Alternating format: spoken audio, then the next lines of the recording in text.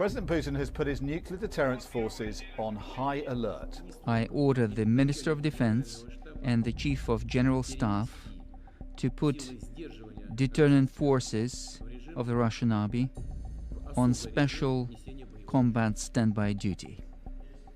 That means the Kremlin's nuclear weapons operators will be primed and ready to attack at short notice if President Putin decides it's necessary.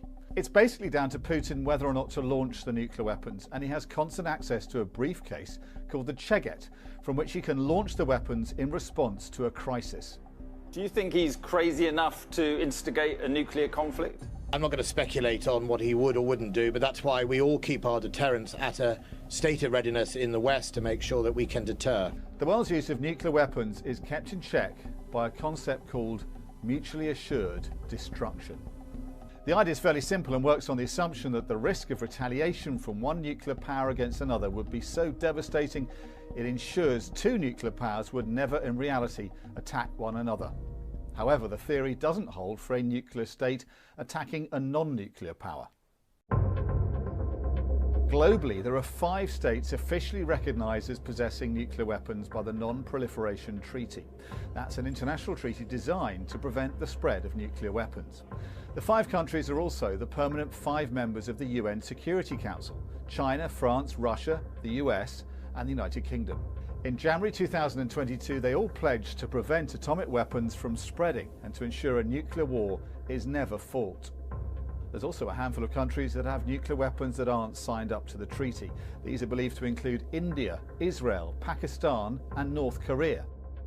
But more than 90% of the world's nuclear warheads belong to Russia and the United States. Malachi 4. For behold, the day cometh that shall burn as an oven, and all the proud, yea, and all that do wickedly, shall be stubble. And the day that cometh shall burn them up, saith the Lord of hosts, that it shall leave them neither root nor branch. But unto you that fear my name shall the Son of Righteousness arise with healing in his wings, and ye shall go forth and grow up as calves of the stall. And ye shall tread down the wicked, for they shall be ashes under the soles of your feet in the day that I shall do this, saith the Lord of hosts.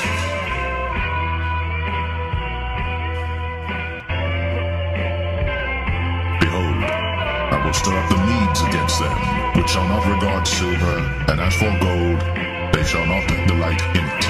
Their bows also shall dash the young men to pieces, and they shall have no pity on the fruit of the womb. Their eye shall not spare children. And Babylon, the glory of kingdoms, the beauty of the Chaldees' excellency, shall be it when God overthrew Sodom and Gomorrah. It shall never be inhabited, neither shall it be dwelt in from generation to generation, neither shall the Arabian pitch tent there, neither shall the shepherds make their fold there. But wild beasts of the desert shall lie there, and the houses shall be full of doleful creatures, and owls shall dwell there, and satyrs shall dance there. And the wild beasts of the islands shall cry at their desolate houses, and dragons in their pleasant palaces.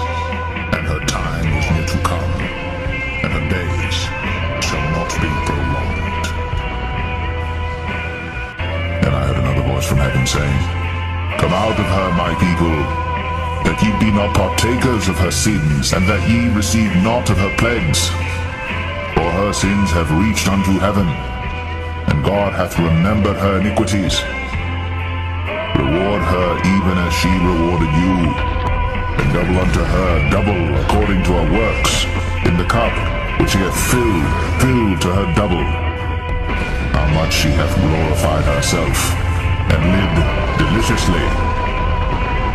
So much torment and sorrow give her, for she saith in her heart, I sit a queen, and am no widow, and shall see no sorrow.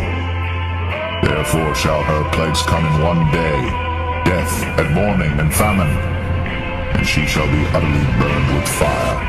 For strong is the Lord God who judgeth her. And the kings of the earth who have committed fornication and lived deliciously with her shall bewail her and lament for her when they shall see the smoke of her burning. standing afar off for the fear of her torment, saying, Alas, alas, that great city Babylon, that mighty city, for in 1 hour is thy judgment come.